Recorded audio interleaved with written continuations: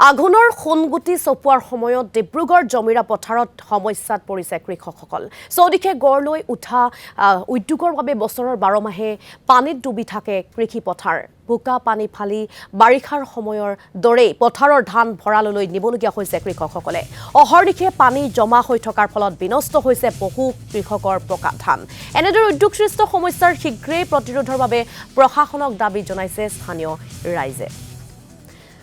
আমি আপোনালোকক জনাই আছো পানী জমা হৈ থকাৰ ফলতে বিনষ্ট হৈ গৈছে বহু খেতিয়কৰ খেতি সোণগুটি চপোৱাৰ সময়তে ডিব্ৰুগড়ত এই দুৰৱস্থাই দেখা দিছে কৃষকসকলৰ মাজত। চৌদিশে গঢ় লৈ উঠা যি উদ্যোগ সেই উদ্যোগৰ বাবে বছৰৰ 12 মাহে এতিয়া পানীত ডুবি থাকে কৃষি পথাৰ, যাৰ ফলত এতিয়া মূৰে কপালে হাত দিবলগীয়া হৈছে খেতিয়কসকলে। পথাৰৰ ধান ভঁৰাললৈ নিবলগীয়া হৈছে কৃষকসকলে। অহৰ্নিশে পানী জমা হৈ থকাৰ ফলতেই বিনষ্ট হৈ গৈছে যিহেতু বহু কৃষকৰ পকা ধান। আৰু এনেদৰেই উদ্যোগসৃষ্ট সমস্যাৰ শীঘ্ৰেই প্ৰতিৰোধৰ বাবে প্ৰশাসনক স্থানীয় ৰাইজে দাবী জনাইছে।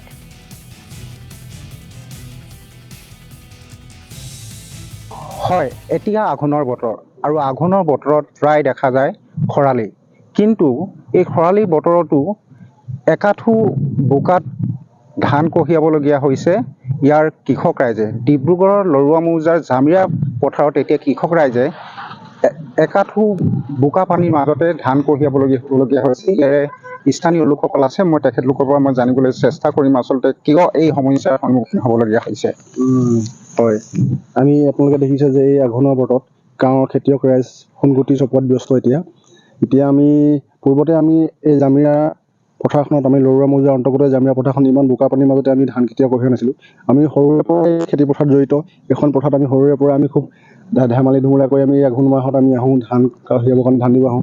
কিন্তু যোৱা বিগত 2টা বৰ্ষৰ পৰা আমি পৰিলক্ষিত কৰিছোঁ যে এই পথাৰখনত খুব বেছি বোকা পানী হৈ আছে।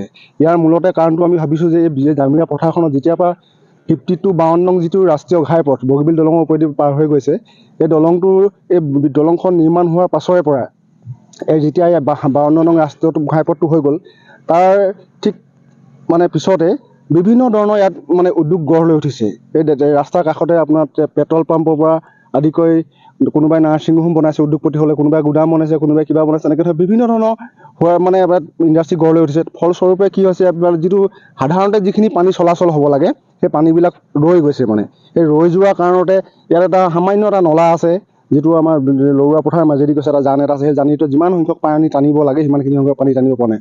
সেই ফলতে ইয়াত পানী জমা হৈ গৈছে।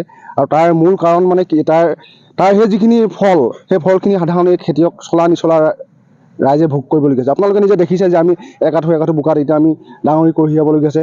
তাৰ ইমান কষ্টৰ মাজে গাঁৱৰ ৰাইজে এই সোণগুটি চপোৱাত ব্যস্ত হৈ আছে। প্ৰায় এতিয়া আঘোণ মাহ শেষ হ'বলৈ ধৰিছে। আপোনালোকে এতিয়াও দেখিছে আজি আঘোণৰ 27 দিন হ'ল। এতিয়ালৈকে পথাৰত ৰাইজে এতিয়ালৈকে সোণগুটি চপোৱাত ব্যস্ত হৈ আছে। মহানন্দ দত্ত প্ৰতিবেদন আগবঢ়োৱাৰ বাবে এই মুহূৰ্তত আপোনাক আমি ধন্যবাদ জ্ঞাপন কৰিছোঁ।